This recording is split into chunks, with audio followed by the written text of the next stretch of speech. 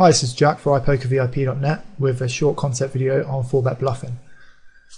So first of all, we'll define what a 4-bet bluff is in case you're confused. Basically, we raise, our opponent re-raises, and then we come back over the top and re-raise him again as a bluff. So you might think, why do we want to do that? It seems a bit stupid. Well, if our opponent's 3-betting too much, then he's obviously going to have to fold to our 4-bet because he's going to have a weak hand. Very often, if we're stealing the blinds and he comes over the top as a 3-bet, you can kind of think of that as a re-steal. A lot of the time he's going to have like a suited connector or small pair or weak suited ace, and he's going to have to fold to the 4-bet. We want to balance the times when we have a value hand. Of course, if we are only 4-betting for value, then we're never going to do anything like induce a bluff shove from him or make him stack off too light for value. And if we think about where we make our money in poker, when we get it in with queens versus aces, or when we get it in with ace king versus pocket jacks, those are neutral EV spots against regulars, because if the roles are reversed, then exactly the same thing happens. You know, we 3-bet aces, he 4-bets kings, we shove it in, he calls. That's going to happen like the same way around. Where we make our money is when we make our opponents do something stupid like 3-bet with pocket fours and then shove over our 4-bet because he thinks we're 4-bet bluffing. And you know, he just goes ahead and spew shoves in 100 big blinds. Or the same with, like, you know, if you 3-bets like 6-7 suited and then shoves over a 4-bet as well. And so we can't just 4-bet for value versus observant regulars, because obviously they're never going to spew to us, and we need to try and make them do that. Finally, obviously we become more difficult to play against. If our opponent can 3-bet us and we're only going to be 4-betting for value, well, jacks plus and ace king represents only 3% of hands. So if we're opening, say, 50% of hands from the button, then we're only going to be re-raising him. After he re-raises us, we're only going to be re-raising him again like 6% of the time, and the rest of the time we're either going to be calling or folding. And of course, when we fold, he picks up the pot. When he calls, he's going to win the pot a lot of the time with a c-bet or make the best hand. So we really need to be playing back at him to discourage him from just re-raising us all the time. We want to be able to steal the blinds, and so if he's going to try and stop us from stealing the blinds, well, we have to stop him from stopping us steal the blinds. You know, if he's going to be re-raising us, we need to be re-raising him again, just so that he can't re-raise us all the time and make us fold and pick up the pot. In terms of the maths, typically we're going to open to 3x, you know, button or cut off, but you know, generally we're going to open to 3x from all positions. He's going to typically 3-bet us to 10x, 10 big blinds total. And then we're going to want to make it 22x. This is with 100 big blind stacks. The reason is when you make it that size, he is pretty much put in a shovel fold spot, especially when he's out of position. Even in position, he can't really justify calling there because he hasn't got any room to maneuver on the flop. He's never going to be able to take us off a hand if we make a pair. And he's going to have very little room to, you know, so he's going to have very little room to bluff, and he's not got really any implied odds because we're not deep enough relative to the money that he's got to put in order to try and hit. So essentially we're risking 19 big blinds there because obviously we've already put 3 in the pot. They don't count as ours anymore. And therefore our fold equity, as you will know from the previous video, is going to be 19 divided by 19 plus the 13 that's in the middle, giving us a figure of 59%. So when we 4-bet, we're going to need our opponent to typically fold about 59% of the time if we make it this size. So in terms of looking at whether he's going to fold enough, let's think about his 5-betting range and see how that compares to a 3-betting range. If he's going to be shoving ace queen and pocket tens over our 4-bet, then that's 4.7% of hands total. And if we need him to fold 60% of the time to a 4-bet in order to show a profit, then he's going to need to be 3-betting more than 12% in this spot for us to be able to show a profit making a 4-bet, which is obviously a very high number. And in a lot of cases, people who are 3-betting like 12%, 11, you know, even people that are 3-betting like 10 or 11% are going to be quite comfortable shoving like ace queen and pocket tens over a 4-bet because they're clearly quite aggressive players. So in order to 4-bet versus aggro players, they need to be 3-betting a hell of a lot of the time.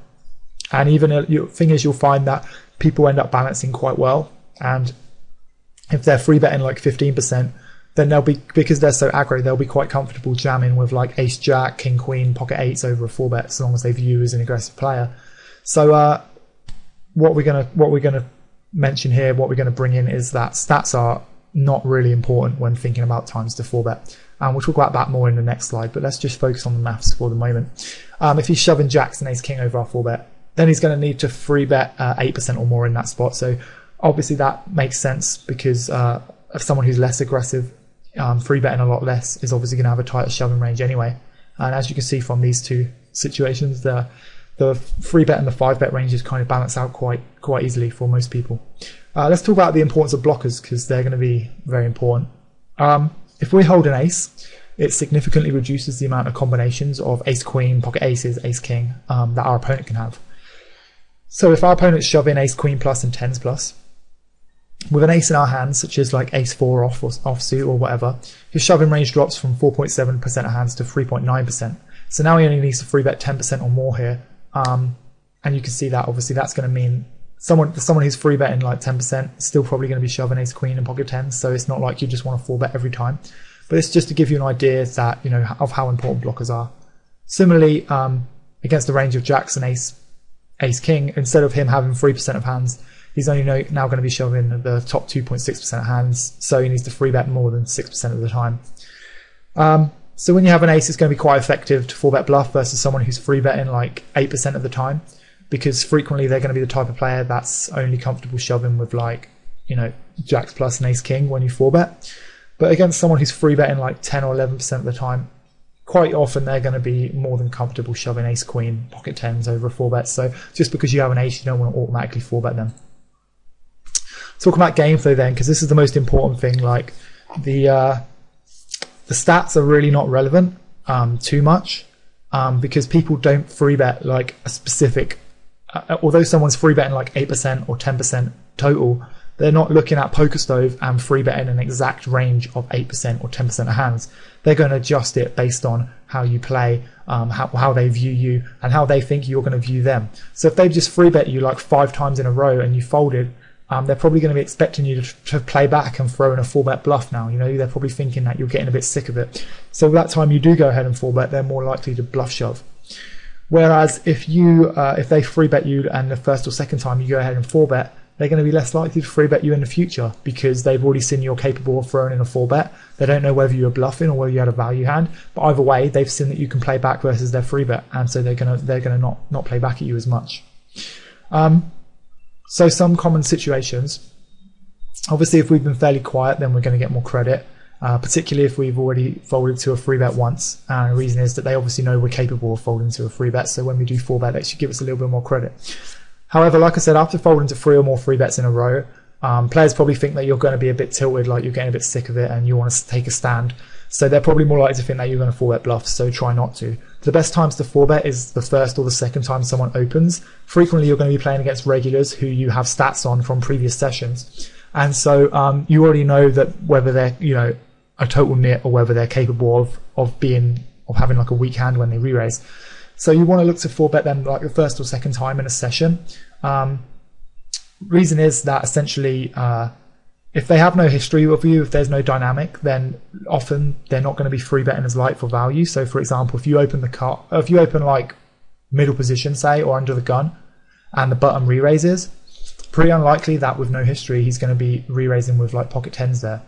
So that means that his shoving range is going to be even tighter, and a lot of times people will also just like slow play ace king there, especially the first orbit or so, like the first or second orbit when they haven't 3-bet you already, they're going to assume their 3-bet's more likely to get credit, so they're more likely to 3-bet you as a bluff, and also more likely to slow play some of their bigger hands. So that first or second time when someone 3-bets you, particularly in position, but also it applies out of position, although obviously with like ace king, if you're out of position, you're more likely to just go ahead and 3-bet anyway.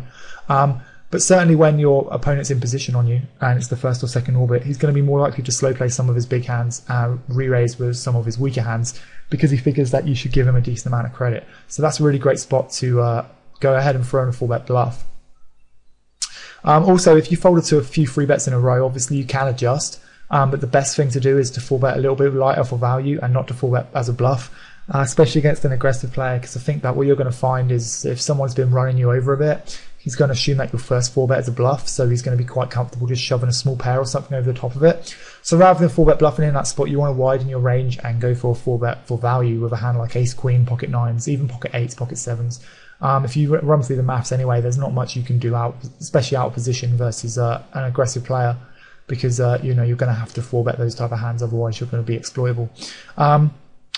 Also, I wanted to make a note that you don't want to 4-bet bluff versus fish.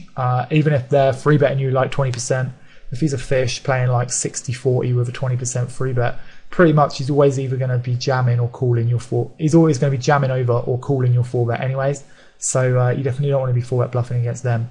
I think that's most of what I wanted to say in game flow. Yeah, so basically the first time someone 3-bets you, specifically when they're on the button or the cutoff, it's a really good spot to go ahead and 4-bet, so long as you know their stats from previous sessions, or so long as you know that they're a regular, because the chances of them 3-betting like pocket tens to just stack off with no history is very, very low. Same for pocket jacks as well, really, if they think you're a sort of solid tag player. And they're also going to slow play like ace king sometimes as well. Out of position, they're less likely to slow play, but they're still more likely to just throw in that first 3-bet light with like a suited connector or like a weak suited ace or something. So can definitely be a good spot to go ahead and 4-bet. And also, again, even if you get jammed on, it kind of sets up a good image, because then you know that they think you're some kind of tilt monkey who's 4-bet bluffing all the time. So they're going to be less likely to 3-bet bluff you in future, and more likely to 4-bet you, to 3-bet you a bit lighter for value, planning to shove over a 4-bet. So with that in mind, you can obviously adjust, and the next time you can go ahead and 4-bet a bit lighter for value and not 4-bet bluff versus them. And similarly, if they fold to the 4-bet, then they're going to be wondering whether you had a value hand, whether you're bluffing, and they're going to be less likely to 3-bet you in the future just because they know that you're capable of making a play at them. To finish up, I just wanted to talk about 4-betting when we're deeper. 4-betting in position becomes a lot more powerful when we're deep. So we open the button or the cutoff and the blinds re-raise us. If we're like 200 big blinds deep, that's a really great spot to go ahead and throw in a lot of 4-bet bluffs. The reason is that he can't really be comfortable jamming with like ace queen, pocket tens, or even pocket jacks. If we make it 3x, he makes it 10x, and we go ahead and make it a little bit bigger, so we make it like 25x. He's not just going to jam for 190 big blinds because that's just insane. Similarly, you can't really be comfortable like 5-bet calling with like pocket tens, because obviously you're not going to shove over a 5-bet with a hand like pocket eights. So it's a really good spot to go ahead and throw in a 4-bet. You should probably expect your 4-bet to get called a little bit more since you're deeper. Even though he's going to be out of position, he's more likely to call your 4-bet. So you might want to have some better hands. When you're 100 big blinds deep and you're in position, kind of doesn't matter, because they're either going to shove or fold versus your 4-bet. But when you're a little bit deeper, you might want a slightly better hand to go ahead and 4-bet with. Also, unless you built up some crazy dynamic game flow, isn't as important, because even if he thinks that you're capable of 4-bet bluffing sometimes, he's still not going to be comfortable jamming it in with like ace queen offsuit or pocket tens, because you're just so deep. And when he runs into a hand that like kings or aces, he's in such bad shape. Contrast that to 4-betting out position, and when we're deeper, 4-betting out position is quite a bit worse, because he's going to have a lot of room to call profitably. Like if we make it 3x and he's in position, usually he's going to make it 9 or 10x. Then we re-raise, say we re-raise to like 25. Well, now he's got to call 15 big blinds more with like 175 behind. So it's quite an easy call for him with any kind of like suited connector or any kind of hand that has, even if he 3-bets a hand like a small pair, he can probably go ahead and justify calling there quite easily, knowing that it's a 4-bet pot and knowing that you're likely to stack off kind of light because it's 4-bet.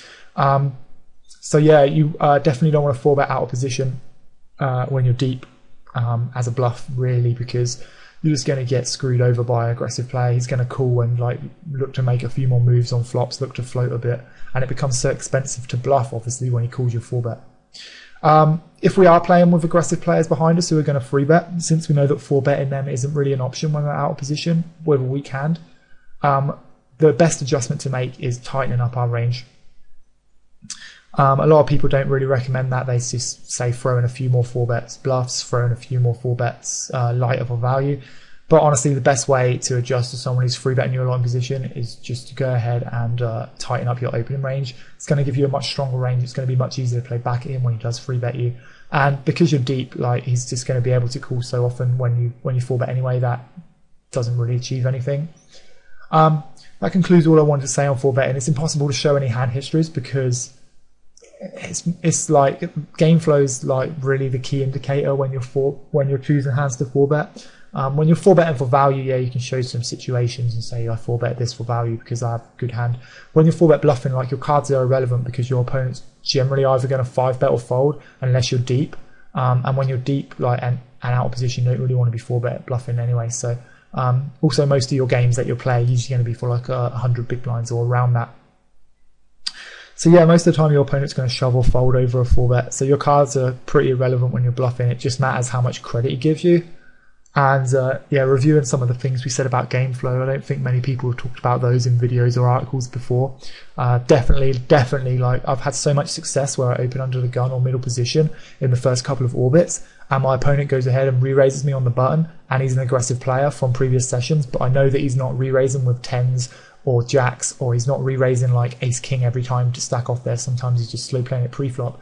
So therefore I know that I can go ahead and 4-bet bluff there, because his value shove in range is just going to be so thin, and he's also not just going to bluff shove like the first time in a session. That's another thing to think about. When your opponent's just sat down at the table and it's like 2 or 3 hands in, if he's just started a session, he's not looking to bluff shove a stack there, because if he loses, he's automatically going to start the session like 100 big blinds down. People don't want to do that, you know. You don't want to start the session and automatically be in the negatives. So most of the time it's just going to give you credit and it's just going to fold. But yeah, that concludes all I wanted to say on 4-bet bluffing. I hope you have some success with it. I hope that you've learned from this video. If you have any questions, again, definitely just leave a comment in the comment section, or try and message me somehow, and I'll definitely expand on anything for you. So thanks for watching. This has been Jack for iPokerVIP.net. Take care.